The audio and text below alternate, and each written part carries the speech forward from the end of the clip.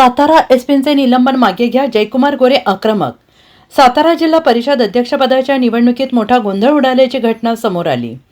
पालकमंत्री शंभूराज देसाई, कॅबिनेट मंत्री मकरंद पाटील यांनी आपल्या सदस्यांना सभागृहात नेण्यासाठी पोलीस आणि प्रशासनाची झुंज घ्यावी लागली. या धक्काबुक्की शंभूराज देसाई जखमी झाले तर मकरंद पाटील यांना 20 ते 25 पोलिसांनी घेरल्याची घटना घडली. या पार्श्वभूमीवर प्रशासकीय यंत्रणेचा वापर करून भाजपाने आपला अध्यक्ष निवडून आणल्याचा आरोप करण्यात येत आहे. दरम्यान या अभूतपूर्व गोंधळाची विधान परिषद उपसभापती नीलम गोरे यांनी गंभीर दखल घेत सातारा पोलीस अधीक्षकांच्या निलंबनाचे आदेश दिले आहेत. मात्र मंत्री जयकुमार गोरे यांनी या निलंबनाच्या निर्णयाला कडाडून विरोध दर्शवला. तर या घटनेचे पडसाद विधानसभेत देखील उमटले आहेत.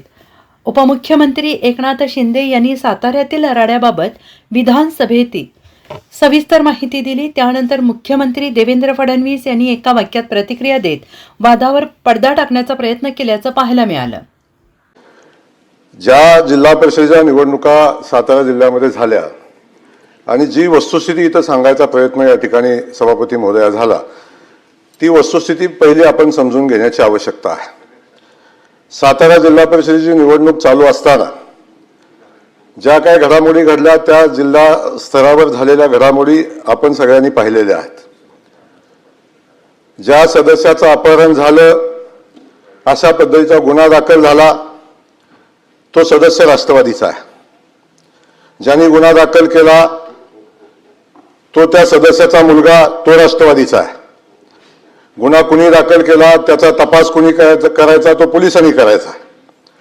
त्याचा तपास होण्याची आवश्यकता आहे का? आता आहे. असं असताना जिल्हा परिषदेची निवडणूक चालू झाली. सकाळी 10:30 वाजता जिल्हा परिषदेच्या परिसरामध्ये निवडणूक चालू असताना जिल्हा परिषद सदस्य सोडून अन्य कुणी त्या जिल्हा परिषदेच्या सदस्य प्रिमायसेसमध्ये गेलं नाही पाहिजे. आपण कायदा सुव्यवस्था आपण बघतो, निवडणुकीच्या अनुषंगाने काही नियम घालून दिलेले आहेत ते आपल्याला माहिती आहे. आणि ते नियम कुठल्याही लोकप्रतिनिधीसाठी वेगळे नियम नाहीत. कोण मंत्री असले म्हणून वेगळा नियम नाही, कोण आमदार असला म्हणून वेगळा नियम नाही.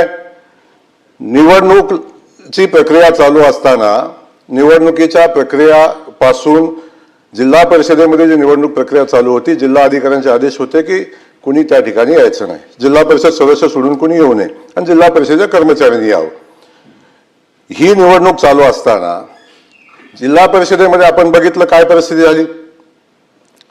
जिल्हा परिषदेचं पोलीस उभे असताना गेट तोडून माणसं आत गेली. माणसं आत गेली नाही, 3-4 हजार लोक त्या जिल्हा परिषदेच्या प्रिमायसेसमध्ये निवडणूक चालू असताना होती. ही कोणी नेली लोक? ही परिस्थिती कोणी निर्माण केली? याची माहिती सभापती महोदया घेतली पाहिजे ना. पोलिसांची जबाबदारी कायदा सुव्यवस्था राखायची आहे. पोलिसांच्यावर कारवाई केली, चुकीचं असेल तर कारवाई झाली पाहिजे.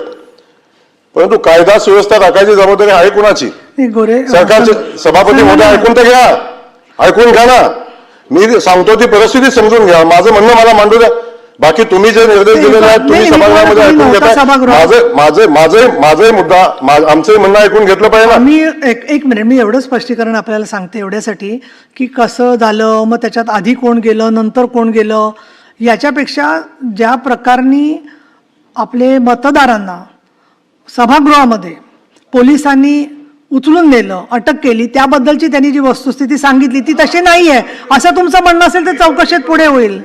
हो, मी तुमचंही खरं म्हणते ना, मी नाही म्हणत नाहीये, पण त्याचा संपूर्ण आधीचा समग्र आहे याच्याशी काही संबंध नाही. नाही, त्यांनी माणसं आणली का नाही, हा आपण म्हणणं म्हणजे त्या मुद्द्यापुरतं मग त्या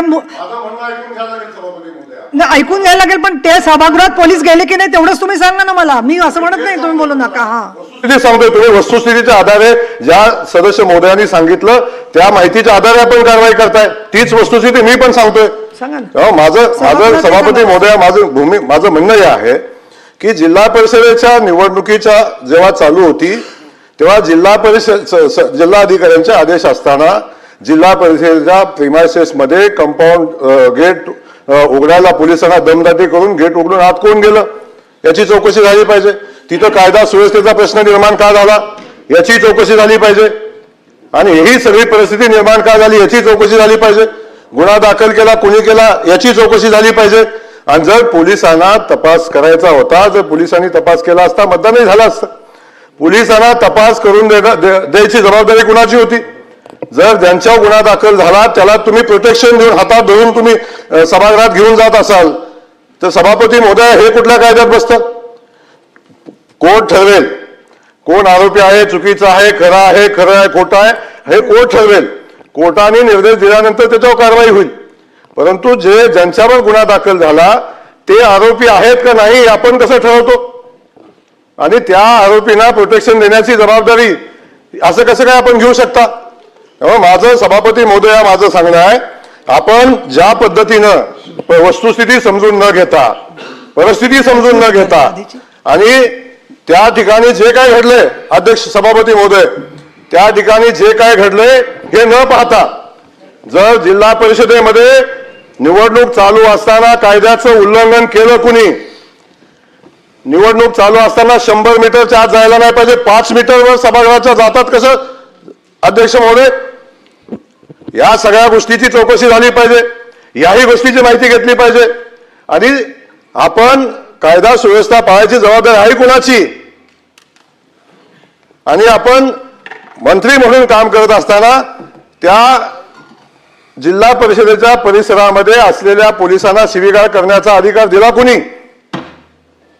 या सगळ्या परिस्थितीचा विषय सभापती महोदय समजून घेतला पाहिजे.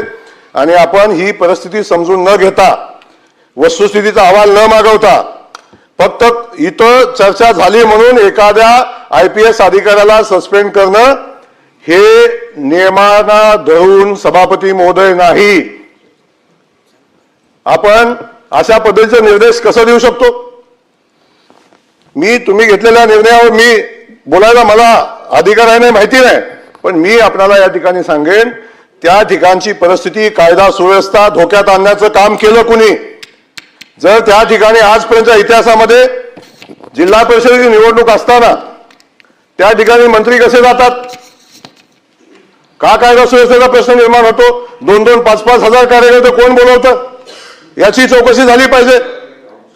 या सगळ्या गोष्टी, याही गोष्टीची चौकशी झाली पाहिजे.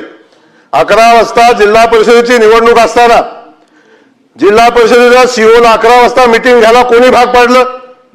याची चौकशी झाली पाहिजे. ज्या सभागृहापासून हाकेच म्हणजे अगदी 10 फूट 15 फुटाच्या अंतरावर 20 फुटाच्या अंतरावर बैठक कशी होते? या सगळ्या गोष्टी सभापती महोदय माहिती घेतल्याशिवाय कुणी दाखल केला, गुन्हा कुणी दाखल केला याची माहिती न घेता कधीतरी भारतीय जनता पक्षावर आरोप करायचा, बाकीच्या सिस्टमवर आरोप करायचा, हे अध्यक्ष महोदय उचित नाही. ज्यांनी दाखल केला गुन्हा तो राष्ट्रवादी पक्षाचा कार्यकर्ता आहे, तो त्या सदस्याचा मुलगा आहे.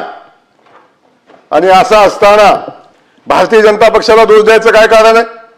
कशासाठी भारतीय जनता पक्षावर ब्लेम करता?